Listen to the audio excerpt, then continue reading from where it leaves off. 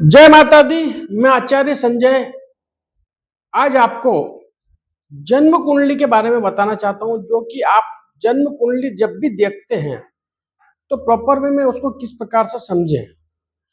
कई बार हमने देखा है कि हमारी जब जन्म कुंडली बनकर आती है तो इस प्रकार का चोकटा उसमें होता है जिसे टेवा कहा जाता है। यह लग्न कुंडली होती है।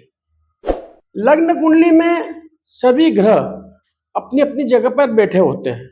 उन्हें किस प्रकार से समझा जाए और कैसे देखा जाए, सर्वप्रथम हम जानेंगे कि ग्रह कौन कौन से होते हैं।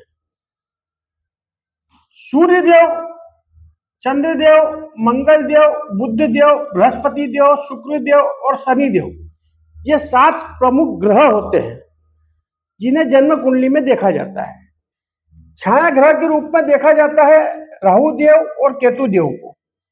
राहु देव और केतु देव यानी राहु और केतु जिस भी ग्रह से संबंधित या जिस भी ग्रह के साथ होते हैं उसे काफी हद तक दूषित करते हैं। राशियों की बात करेंगे हम तो 12 राशियां होती है टोटल। पहली मेष, वृषभ, मिथुन, कर्क, सिंह, कन्या, तुला, वृश्चिक, धनु, मकर, कुंभ और मीन। ये 12 राशियां प्रमुख होती है, यानी यह जन्म कुंडली में 12 राशि और 9, 7 और 2 छाया ग्रह, 9 ग्रहों के आधार पर ही संपूर्ण जन्म कुंडली आधारित होती है। अब इनमें 12 घर होते हैं, यानी पहला घर इसे देखा जाता है प्रथम भाव, ये द्वितीय भाव, ये तृतीय भाव, ये चतुर्थ भाव, ये पंचम भाव, ये छठा भाव, ये 7वां, 8वां, 9वां, 10वां, 11वां और 12वां।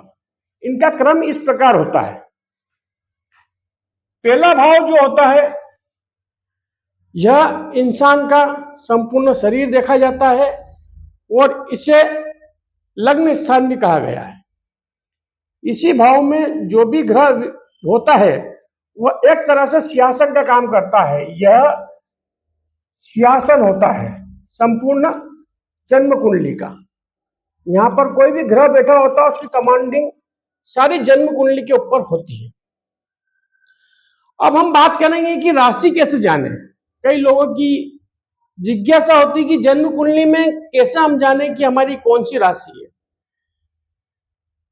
ये 12 ही घर में जहां पर भी जन्म कुंडली में चंद्रदेव विराजमान होते हैं, यानी कि हम ये माने कि यहां पर 4 नंबर लिखा है, वहां पर चंद्रदेव विराजमान है, चंद्र लिखा है, तो इस व्यक्ति की राशि हो गई कर्क। कर्क राशि इस व्यक्ति की हो गई। जिस भी व्यक्ति के साथ सामने, जिस भी घर, जिस भी खाने के, जिस भी नंबर के सामने चंद्रदेव लिखा हो, मानो चंद्रदेव 4 में लिखा है तो वह कर्क राशि हो गई। और चंद्रदेव यहां पर लिखा है आपका 10 नंबर के सामने, तो आपकी राशि हो गई मकर। यह बात आपको मान के चलना है, जिस नंबर के साथ में चंद्रदेव विराजमान रहते हैं वही मनुष्य की राशि होती है।